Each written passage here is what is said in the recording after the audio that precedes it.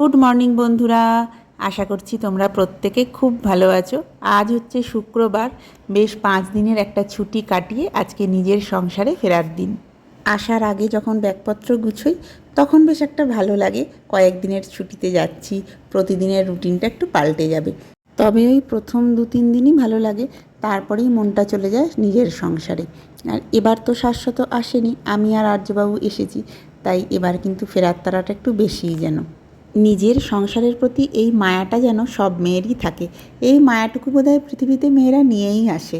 সকাল থেকে আজকের ওয়েদারটা তবে বেশ ভালো। সকাল সকাল এক পশলা বৃষ্টি হয়ে গেল, সূর্যি মামার দেখা নেই। আজ একটু সকাল সকালই আমরা বেরিয়ে পড়ব, ইচ্ছা আছে 10টা নাগাদ। আসলে আমি আর আর্য হাওড়া অবধি যাব, তো ব্যারাকপুর থেকে হাওড়া অনেকটাই সময় লাগবে। ওকে নিয়ে প্রথমবার আমি এতটা একা যাব, তো সেই জন্যেই ভেবেছি একটু সময় নিয়ে বেরোবো। ব্যাগপত্র একেবারে গুছোনো হয়ে গেছে, পিঠের একটা ব্যাগ, খুব বেশি ভারী করিনি।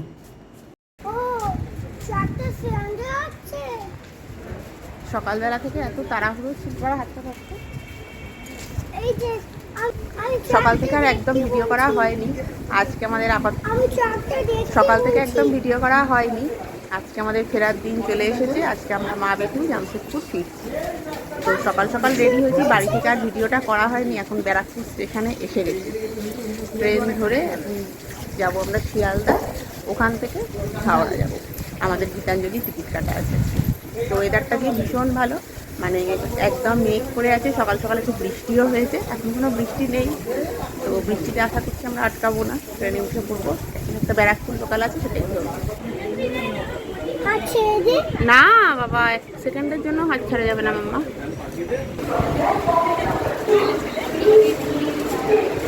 দুগ্গা দুগ্গা করে বেরিয়ে পড়েছি। এটা ব্যারাকপুর লোকাল, তাই বসতে পেয়ে গেছি। তবে ট্রেন কিন্তু একেবারে যে ফাঁকা তা নয়।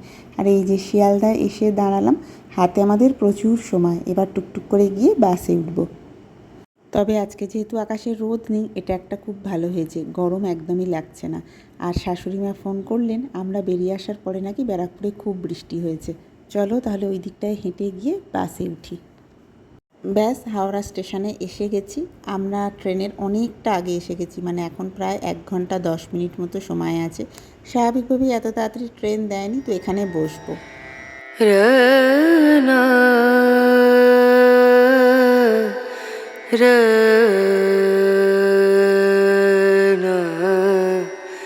আমরা তো স্টেশনে অনেকটা আগে এসে গেছি। আর্যবাবু এবার আর ভালো লাগবে না, প্রথমে একটুখানি বসলো, ঠিকঠাকই ছিল। এবার একটুখানি ট্রেনের সামনে যাবো, মানে সব ট্রেন স্কুল থেকে চলে যাচ্ছে, ও কেন উঠছে না। আর আজকে বলে দিয়েছি বাবার কাছে যাবো, তো এবার বাবার কাছে যাওয়ার জন্য মনটাও পেয়ে যায়। তো এবার আর্যবাবু একটুখানি মানে বোর হচ্ছে আর কি, তো এক জায়গায় বসতে হচ্ছে না, যাবার জন্য এই জায়গাটাই। স্বাভাবিকভাবে ট্রেন এখনও দেয়নি, মাত্র ট্রেন 1:50, আমি অনেকটাই আগে এসে গেছি। 21-এ দেবে, আমার সামনে যায়নি, কারণ এদিকটায় বসার ভালো ব্যবস্থা নেই।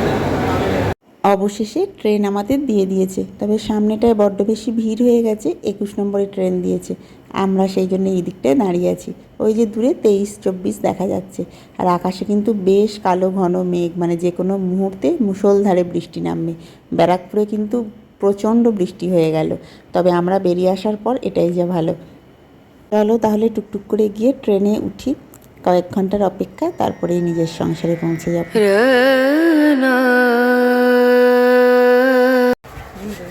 আমরা ট্রেনে উঠে বসে পড়েছি। এবার তো আর আমি টাটানগর নামবো, তারপরে তো ঠিক করে পৌঁছে যাবো। কষ্টে যেটা ব্যারাকপুর থেকে হাওড়া, সেটাই এসে গেছিলাম। অনেকটা আগে এসেছিলাম বলে অনেকক্ষণ ওয়েট করতে হলো। ট্রেন দিয়ে দিয়েছে, ছাড়তে একটু দেরি আছে, কিন্তু আমরা উঠে বসে পড়েছি। হ্যাঁ, তুমি তোমার ওই সিটটায় বসো, ওখান থেকে নামবে না, দুষ্টুমি করবে না।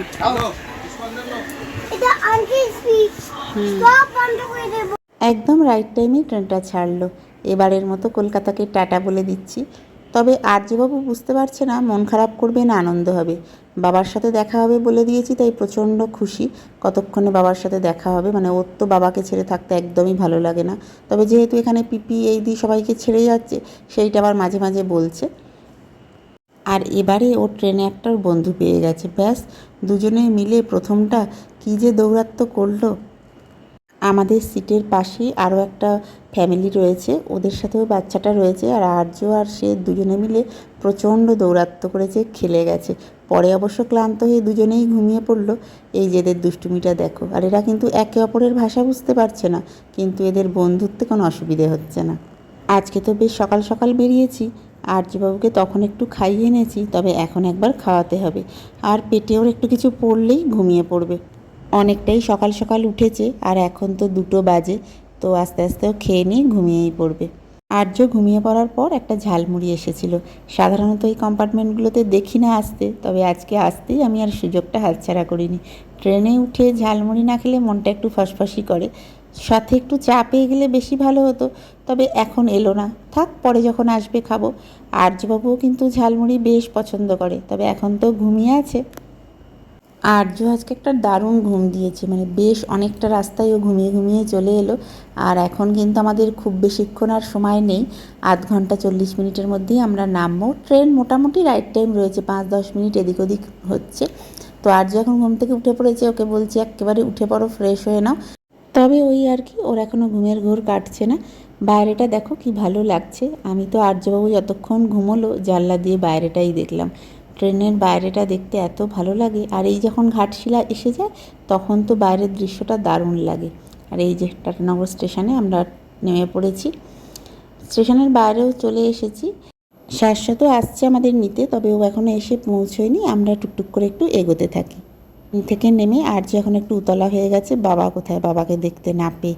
তাই চলো তোমাদের সাথে আবার বাড়ি গিয়ে দেখা করছি।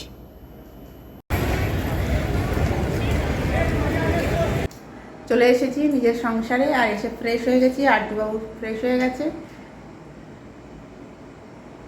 ফেরার সময় শাশ্বতটা কিনলে, এখন এটা খাবো। অবশ্যই এটা আর্যবাবু খাবে না, তো চলো এটাকে নিয়ে আর্যবাবু, দুধ গরম হচ্ছে, আর্য দুধ খাবে। এসেই তো দেখলে সিঙ্গারা আর ঘুগনি খেয়ে নিলাম। আসলে ফেরার সময় শাশ্বতই বললো দাঁড়া ওগুলো কিনে নিই, তাহলে গিয়ে আর কিছু করতে হবে না। আর সত্যি কথা বলতে কি, এসে এসে কিছু করতে ভালোও লাগে না। তো এখন মনে হলো একটু চা খাই কড়া করে, তো সেই জন্যই রান্নাঘরে এসেছি। দুধ চা করব, সাথে একটু কেক বিস্কুট এগুলো নেব। আর আজকে তো কোনো এনার্জি নেই, বড্ড ক্লান্ত। তবে এই যে রাতের খাবারের আয়োজন দেখছো, মাছের ঝোল করেছি। আসলে মাছটা ভেজে শাশুড়িমা দিয়ে দিয়েছিলেন, আমি একটু ঝোল করে নিলাম। আর সাথে যে কুলের আচারটা দেখছো, ওটাও শাশুড়িমাই দিয়েছেন। Good morning. কালকে আসলে ভিডিওটা শেষ করতে পারিনি, বললামই তোমাদের বড্ড ক্লান্ত ছিলাম। আজকে সকাল সকাল শাশ্বত যাচ্ছে বাজারে, যেহেতু আমরা দুজনেই ছিলাম না বাড়িতে, তো বাজার দোকান সেভাবে কিছু নেই। এখন আর্যবাবু আজকে বাবার সাথে বাজার যাবেই। অগত্যা আর্য, আমি, শাশ্বত 3জনেই এসেছি। মাছ নেব বলে প্রথমে একটু বাজারে এলাম, এরপর না মুদিখানা 2-1টা জিনিস নেওয়ার আছে, তো সেই জন্য এখানে এসেছি। বেশি সময় লাগবে না। আজ তো শনিবার, শাশ্বতর কিন্তু অফিস আছে। বাড়ি গিয়ে ঝটপট আবার ওকে একটু খাবার করে দিতে হবে, ও দুটো খেয়ে বেরিয়ে পড়বে। তবে আজকে তো আর টিফিন দেওয়ার ব্যাপার নেই, দুপুরে এসে লাঞ্চ করবে। এখন বাজার দোকান হয়ে গেল, অনেক দিন পরে দুপুরবেলায় গুছিয়ে আজকে রান্না করব। বাজার থেকে এসেও আর্য এখনও বাবাকে ছাড়েনি। আমার ভালোই হলো, ওরা দুজনে একসাথে খেলছে, আমার সবার ব্রেকফাস্টটা রেডি করা হয়ে গেল। এরপর খাওয়া দাওয়া করে শাশ্বত অফিসে বেরিয়ে যাবে, আমি রান্নাবান্না শুরু করব। অনেকগুলো দিন ঘরে ছিলাম না, ঘরটাও অগোছালো হয়ে আছে, একটু গুছিয়ে নেব সংসারটা। তাহলে চলো বাজার দোকানগুলো গুছিয়ে রাখি, সংসারের যাবতীয় টুকটাক কাজকর্মগুলো সারি। আর তোমাদের সাথে খুব শিগগিরই আবার দেখা করব। খুব ভালো থেকো, সুস্থ থেকো।